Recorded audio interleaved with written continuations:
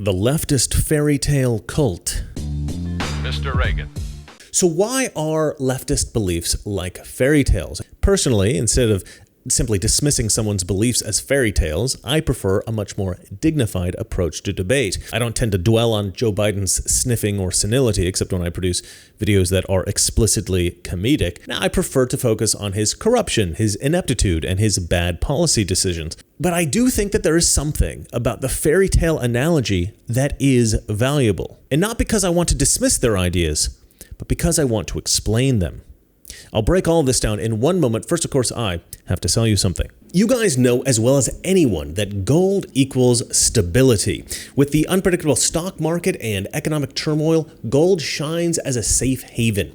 Bishop Gold Group is America's trusted precious metals dealer, and they offer refuge from financial uncertainty. Protect your retirement from the looming threats of taxes and penalties by investing in gold. Don't wait for the next market crash. Now is the time to safeguard your wealth by converting stocks and retirement funds into gold. Unlike volatile digital assets, holding physical gold puts security directly into your hands. Trust Bishop Gold Group to guide you through securing your retirement with the stability of precious metals. And Bishop is offering up to $10,000 in free silver with a qualified purchase. So call 833-703-4138 or go to bishopgoldgroup.com/Reagan or click the link in the description below to start investing in gold today. So why are leftist beliefs like fairy tales? Trump Russia hoax, Zelensky phone call, quid pro quo, Hunter Biden laptop is a Russian plant, losers and suckers, good people on both sides, Trump grabbed the steering wheel of the beast, the January 6th insurrection, Mar-a-Lago is only worth $18 million and Trump cheated the banks, dictator on day one, bloodbath, extreme MAGA Republicans are domestic terrorists, book burning, don't say gay, obesity is healthy, systemic racism, illegal immigration is a good thing, the border is secure, conservatives are racists, a thin layer of fabric will stop you catching COVID. Boys can be girls, and girls can be boys. Biological men have no inherent athletic advantage in sports if they claim to be a woman, etc., etc., etc. All these things are provably false. And I'm sure some people will be posting other examples in the comments below because you know what? There are countless examples of this. There are so many, you can't remember them all. The stuff I just mentioned, that was all just off the top of my head while I was writing this script. I did not go back and edit. I did not go back and add things. That was just what I could think of in the moment. And it just seems crazy that leftists would believe so many provably false things, so obviously false things. And of course, we can explain this by a couple other things. They have an irrational desire about being right about being left, right? They will believe a lot of crap to try to justify having believed a lot of crap in the past, right? Because once you believe one lie, you probably have to believe 5 other lies to justify that original lie. You can also explain this by recognizing that they just hate Trump so much that they are primed to believe a lot of this stuff, Trump derangement syndrome. And of course, the term mass formation psychosis was popularized recently. But look, I don't think any of this fully explains the problem because it doesn't explain why leftists are drawn to the left in the first place. Now, I will say that there is a caveat to what I'm about to say. Some leftists just hate the world. They want to see the world burn. I don't think this is a majority of leftists, but it's some percentage.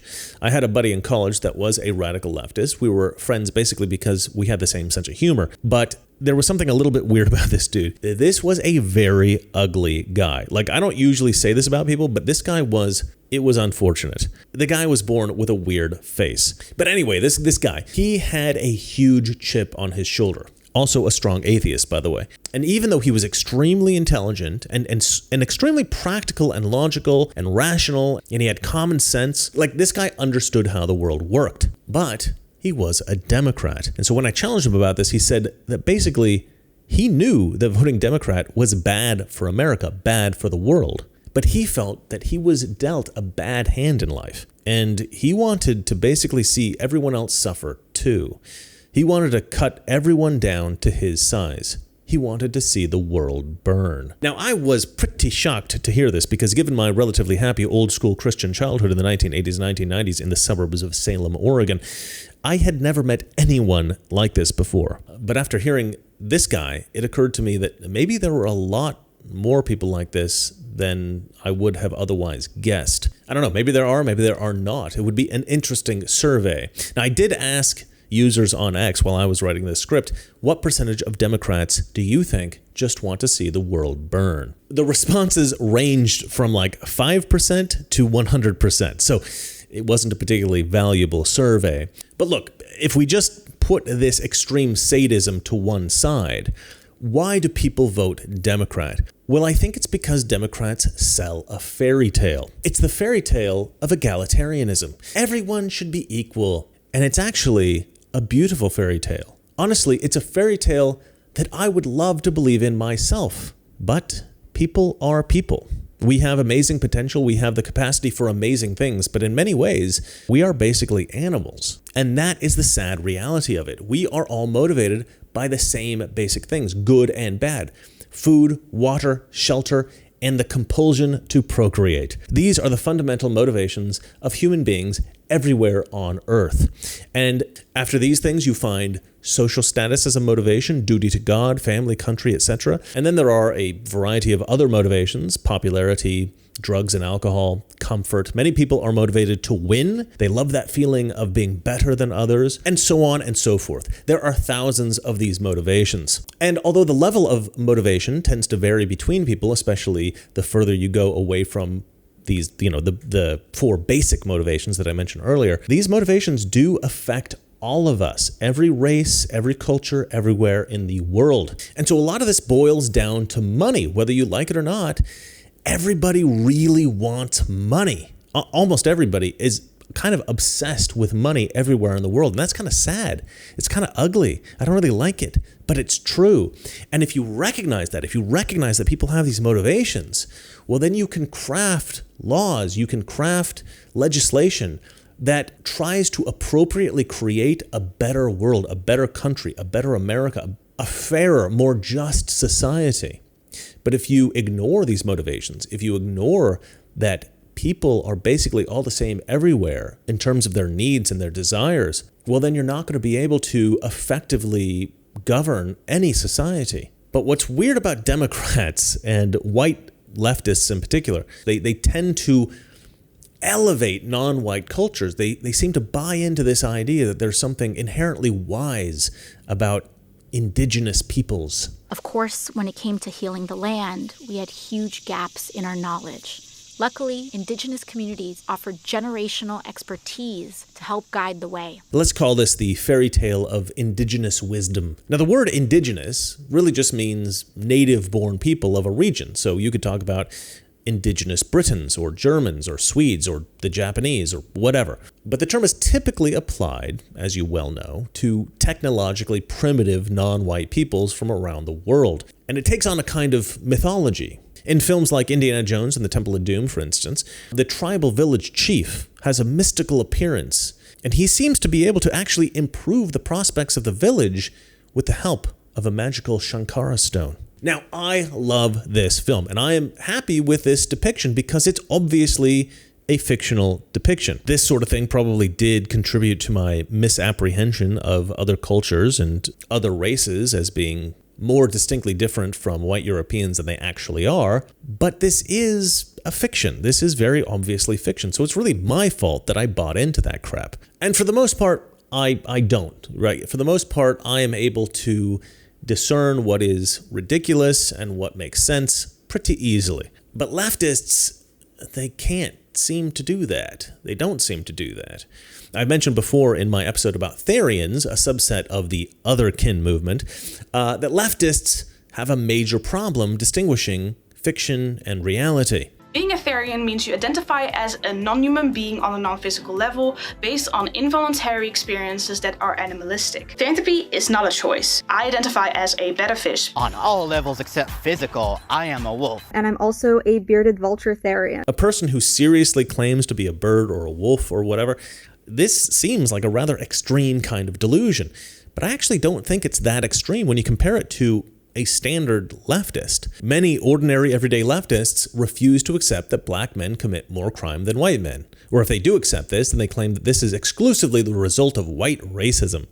They cannot accept that maybe black men just choose to commit more crime. It cannot possibly be a personal flaw. They can't possibly be the cause of their own criminality. It has to be the white man. And they believe this because they are so committed to this fairy tale of the purity of the non-white peoples of the world. And the purity of the non-white people comes with a much more sinister balancing point, which is that the villain in this fairy tale is the straight white man. And we've talked about this a lot on the show, and I think a lot of conservatives talk about how the left is essentially bigoted against straight white men. But I think this fairy tale analogy, I think this is a particularly good way of looking at the left's worldview. Because the fairy tale is a very intoxicating kind of story, right? There's a reason why this was, for centuries, maybe since the dawn of time, the most popular kind of story structure. It is a very seductive kind of story. And I think that the left, I think they really do see this as a fairy tale type scenario. And let me break down the various components of the fairy tale. We've got the helpless maiden. In the leftist worldview, these are black people. They're gay men. They're transgender folks. They're immigrants. Now we've got the good wizard. This is, of course, the indigenous peoples of the world who have their mystery culture. We've got the evil villain, who's the straight white man. And we've got the knight in shining armor, the great hero. This is, of course, the feminist. More specifically, it is the straight white female feminist. She is the one who's going to come and save the day, right? Because that's the nexus of almost everything on the left is the straight white female feminist. Now, but who are the straight white men on the left? Where do they fit in? Well, these guys, the allies as they call them, they are, of course, the sidekick. Now, sometimes these roles get changed around a bit. Indigenous people can sometimes be the helpless maiden, and the wise wizard is sometimes a magical black person. Welcome to the American Society of Magical Negroes. This is common in TV shows and in movies. The Oracle, for instance, or even Morpheus are both examples of this. My Matrix fans, they're not going to like that example, but it is a good one. This is, I believe, how leftists see the world. And because of this fairy tale, they buy a lot of nonsense because it fits into that story.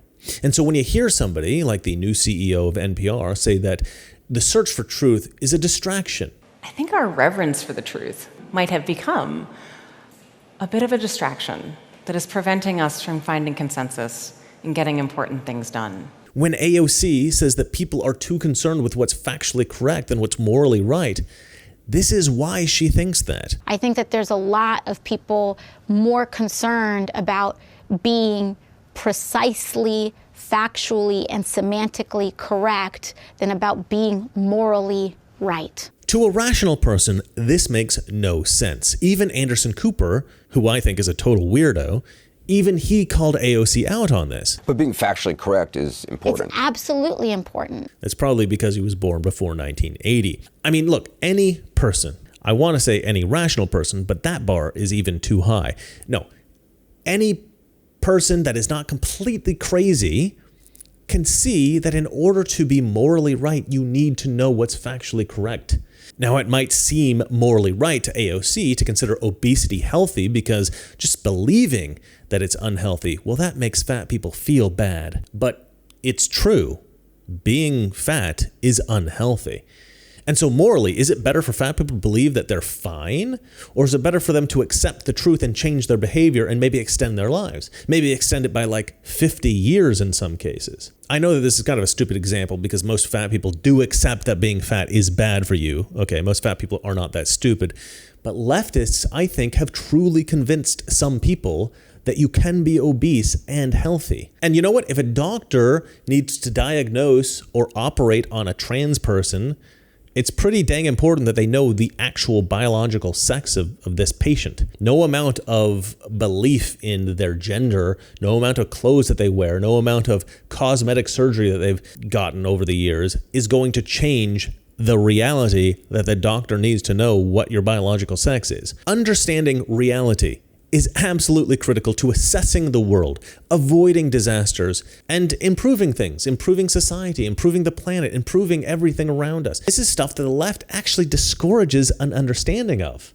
And I'm talking about provable facts, not opinions, not things that I believe to be true, provable facts that really every school-age child should know. For instance, I'll give you a list. For instance, Christianity is a huge benefit to the world. Capitalism is a net benefit to the world. Black people are not systemically disadvantaged or oppressed in America. Men and women are different. The federal government is saturated with corruption.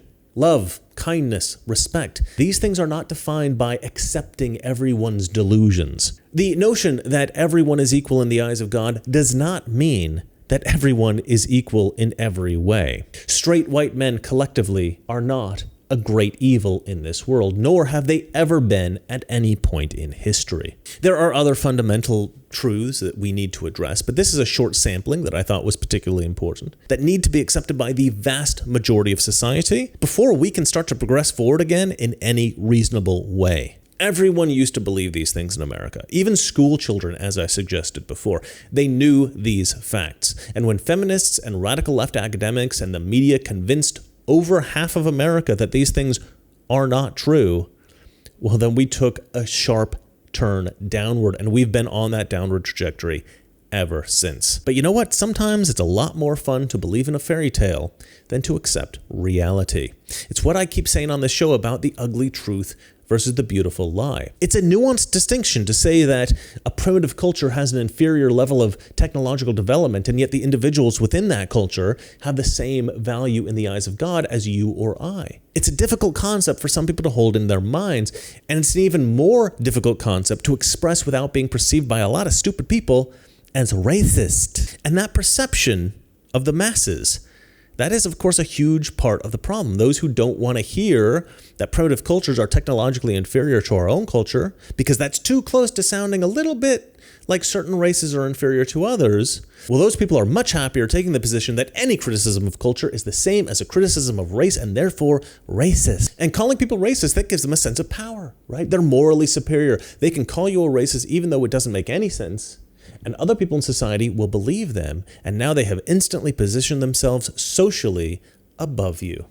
They're the good ones, you're the evil ones, they're great, you're crappy. And this kind of conditioning people not to think about the truth, but rather, what can I say that'll benefit me the most financially? What can I say that'll benefit me the most politically, or whatever?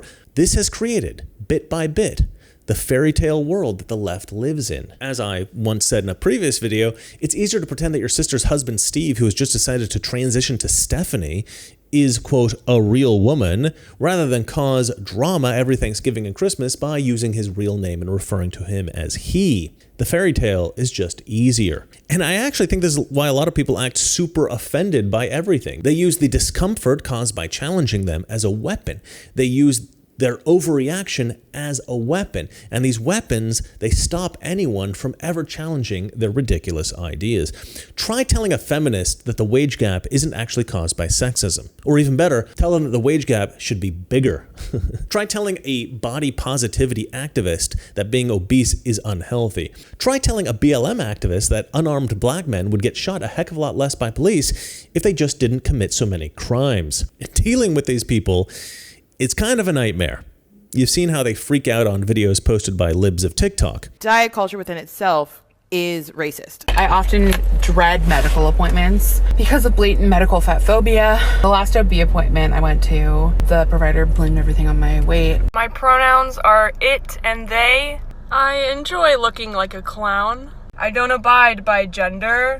I'm built different. Why is it that white folks support anti-blackness, racism, and white supremacist culture in so many ways? Why is it that we support it through our silence, our defensiveness, our denial, that code of silence? Let's not talk about it. Let's ignore it. All that gymnastics, that defensiveness, the anger, passive aggressiveness, the stereotyping, the overt, covert racist, all the that we do, the gaslighting, all that that we do as white people. Why can't we just leave black people the alone? White supremacist culture is American culture. It's European culture. You. Do better. I'm tired of what my people have done, what they continue to do. I'm fucking sick of it. Listen to me, Republicans, listen! You are the people in history they warned us about! They warned us about people like you! Wake up! Wake Imagine dealing with that person in real life. Most of us would just say, no, you know what? You're right. You're totally right. And we would walk away. I mean, look, ain't nobody got time for that. Ain't nobody got time for that. And so a lot of people are just bullied into accepting a lot of these insane things. And if you add all this insanity up, it has grown into a fully fleshed out fairy tale universe. And this is where the leftists live, in their fairy tale world. Conservatives, we feel like we need the truth. We rely on the truth in order to make sound moral judgments. We believe that we cannot be morally right without being factually correct. And so it's critical to talk about these things and to have these discussions and debates throughout society. But the left has shifted their positions on major issues so far into, crazy world, into absurdity, that they know that they will lose basically every debate that they ever have on every issue ever. And so they just don't engage with us anymore. And this is what allows them to force feed gullible leftists in the general population this absolute hogwash, these insane ideas. It's because they're never challenged. These ideas are never challenged, not in the media that these leftists voters, these Democrat voters, not in the media that they consume. And so they just accept it. And look, living in this fairy tale world, I think it can be very nice. It's cozy. You don't have to think about the ugly realities of the world. You put your head in the sand, it kind of feels good. It's like being wrapped up in a warm blanket. It makes you feel tucked in and taken care of. But what these Democrats think is a warm blanket is really a straitjacket. Shifting our culture back to an understanding of basic fundamental facts about the world, teaching this stuff in schools to children, collectively assuming that obvious facts are true so that we can once again move our country in a positive direction. This is what we mean when we say, make America great again. All right, well, that's it for me. Let me know what you guys think in the comment section below. And remember, it's not that our liberal friends are ignorant. It's just they know so much that is not so. Good night. We're at war with the most dangerous enemy that has ever faced mankind in his long climb from the swamp to the stars. And it's been said if we lose that war, and in so doing lose this way of freedom of ours, history will record with the greatest astonishment that those who had the most to lose did the least to prevent its happening. If we lose freedom here, there's no place to escape to. This is the last stand on earth.